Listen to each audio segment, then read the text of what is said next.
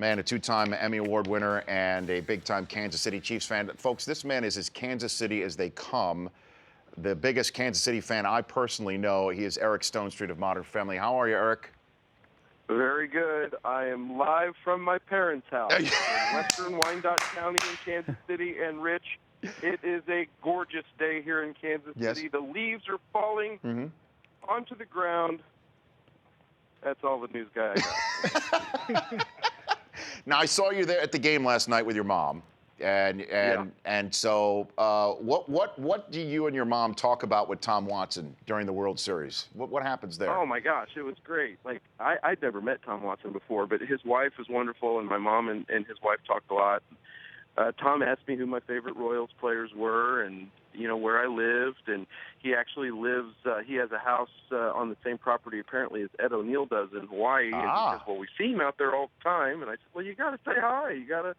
You and Ed O'Neill got to become friends. So we just talked about Kansas City and just a really great guy. I mean, he bleeds Kansas City as well. He's a real tremendous guy. I was happy to meet him finally. So who are they? I mean, do we go? We just throw George Brett out there because obviously he's everybody's favorite Royal. But who else do we go? Do we go Quisenberry? Do we go Splittorf? Where do we go for favorite Royals of all time? My favorite player as a kid was Willie Wilson, just because he was so fast, center fielder. And then I loved UL Washington because of his toothpick. Remember UL? Oh, of course. He always had a toothpick in his mouth. I loved him. And then my favorite pitcher, which makes sense now given what my career became, was the Mad Hungarian Al Ravasi, because he had these theatrics with the ball. When he would throw a pitch, he would turn around, he would talk to the ball, and then he would throw it in his mitt real hard. And you know, as a kid, I just loved that. So, but you know, you can't not like Pete Lecoq. I mean, you know, he was great. Freddie Patek was one of my favorites. Buddy Biancalana, one of the greatest names in baseball. I mean, come on, that was a great name. Pete Lecoq, son of Peter Marshall. That whole '85 team. You know, I was in sixth grade. I was at I was right in the prime of being a massive fan. It was really cool. But then, not on the '85 team, I got to meet Bo Jackson 3 years ago at the All-Star game, which was like really cool. But yeah. Well, I mean, it's incredible right now. I mean, you're on a hit TV show. Kansas State football is 5-1, first in the Big 12. The Chiefs just knocked off the Chargers. The Royals are in the World Series. So I'd like to come up with some lotto numbers from you right now, Eric Stonestreet. I mean, yeah, no kidding, right? I mean, it is amazing. It's all setting up to be a really good run for me. I feel like if my Kansas State Wildcats played for the national championship and the Chiefs make the playoffs and make a Super Bowl run and the Royals finish this out in the World Series, it really would be, I think I would be blessed with enough. But I was thinking the other day that the Chiefs' colors are red, the Royals' colors are blue. Red and blue make purple, so there you go. Purple, red, and blue. And they're ranked 11th right now, K-State. They just took care of Oklahoma. Right? I mean, listen, we've got the toughest road schedule, I think, left, maybe save for some of the SEC schools, which we all know the SEC is basically the NFL. The national media has convinced everyone that the SEC is this crazy, crazy, crazy talented conference. You know, when the Big 12 beats each other up, it's like, look how weak the Big 12 is. But if Kentucky went into Alabama and gave Alabama a good game, which we did exactly against Auburn, everybody would say, like, oh, my gosh, can you believe Kentucky might be better than we think they were? But when it happens in the Big 12, it's like, well, maybe Oklahoma's not as good as we thought they were. Maybe TCU's not as good. Maybe Baylor's not as good. It's ridiculous. And I wish I could say that it was just like just Big 12 bitterness, and that I don't believe it, but it really does seem that way, and I know I speak for a lot of Big 12 fans when I say that, but it does stink about how much the SEC gets. Well, the Pac-12 gets it too, as you know, living out here, and Missouri and Texas A&M have won the SEC since departing the Big 12 to go to that conference, and it's just it's funny how we. I know but I don't know.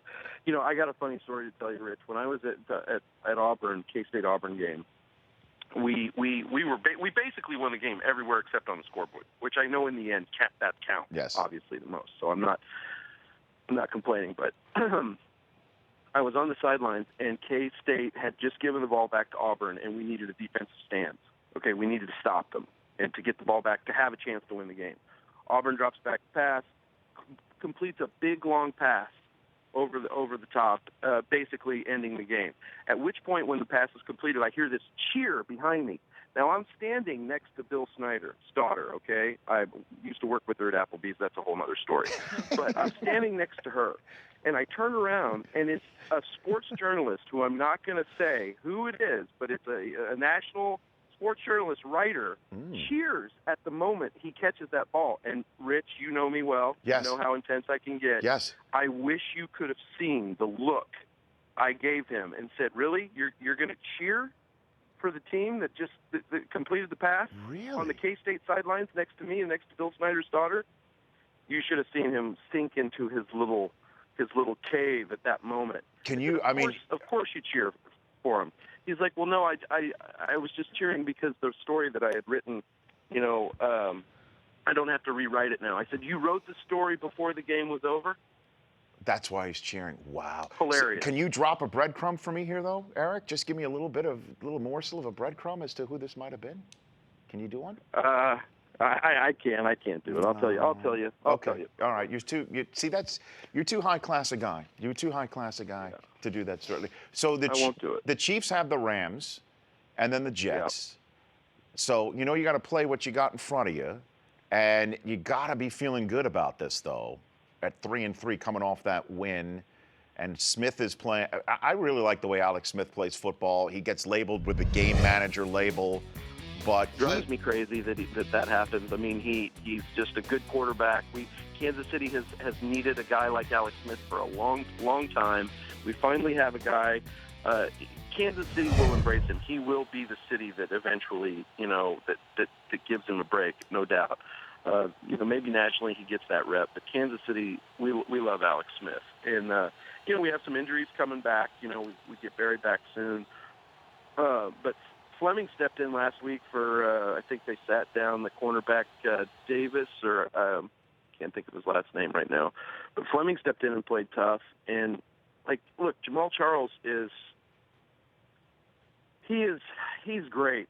I mean, I watch him play. That run that ended with that massive collision in the end zone with former Chiefs Brandon Flowers, that was a crazy run. That was the hardest and that's the run he broke the Chiefs rushing record on as well. Yeah, But I'm liking it. Yeah. I got to meet Andy Reid for the first time, and I got to tell him in person that as long as he's a coach, is that right? In Kansas City, I have a Halloween costume for the rest of my life. What was that like, meeting Andy Reid? Oh, he was great. Obviously we won. I was in the locker room. Talk about surreal, going from sitting in the stands to into the Chiefs locker room. That is an experience I will never forget in my life. Oh my God. But Andy Reid, he come out of the press conference, and I'd gotten to know his wife a little bit in the last couple games because I traveled with the team and met her, and she's so nice, and so finally I got to meet him. He was just real welcoming. He's just a real nice guy, and obviously after a win, you're going to get probably a different version, but he was awesome, and I'm glad we got him. He seems like such a KC guy, and we are a football town, and yeah. I'm looking forward to that Seattle game. That's week 11. I don't want to get past the Rams and the Jets here, but I'll be back for the Denver game in Kansas City. I get to bang the drum. Man, this is great. Listen, Eric, because I've been seeing on social media where people are calling you out because you do go to a lot of Dodger games. You do live in Los Angeles. You've adopted some teams out here, but you are as Kansas City as they come. You're a huge sports fan, and here's the thing I love too about you.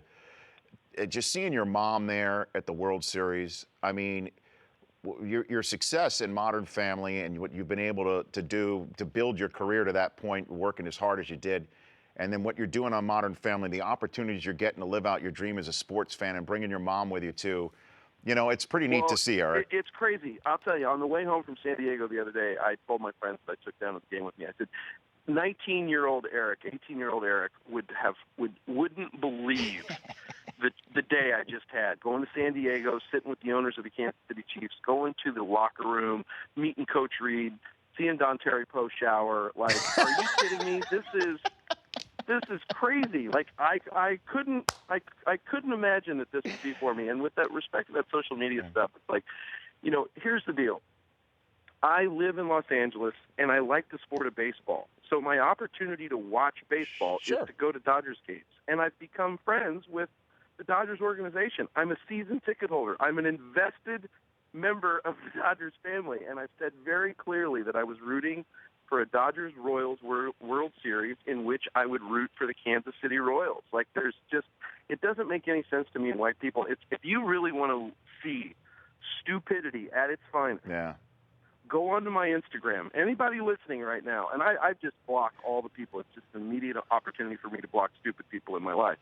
Go look at the MLB picture that they posted of me on Instagram in my Kansas gift and read the stuff the Giants and Dodgers fans are writing. It makes absolutely no sense. Born and raised in Kansas City Royals fan my whole time. My hometown team makes it to the World Series in 29 years. I fly home to a game, and now all of a sudden I'm a bandwagon fan. It's ridiculous. So you're going I can't pay any attention to it. I just have to chalk it up to people are stupid. So what happens tonight before I let you go? Game 2. What do you think? I think we'll win tonight. I mean, look, Madison Bumgarner. I mean, he's awesome. He's great. Unbelievable. He's played Kershaw, but he's great. And I think I'm not going to say the Royals expected it. I mean, I think if we pulled that one out last night, that was almost a freebie against him. So I think we win tonight, and then we have a tough road in San Francisco. I'll be at the 2 games in San Francisco if I don't get beat up walking into the stadium, But I'll be at those 2 games, and then that's my World Series participation because I go back to work Monday on Modern Family. But I think the Royals can win it. I think the Royals can win it in 7. I think that would be the perfect ending of the story back here in Kansas. And so in terms of everything working out as they have for you, am I understand your hiatus on Modern Family hit at the same time the Royals go to the World Series for the first time in 29 years? Can you believe that? Dude, it's ridiculous. Am I the luckiest guy ever? I mean, seriously, no one.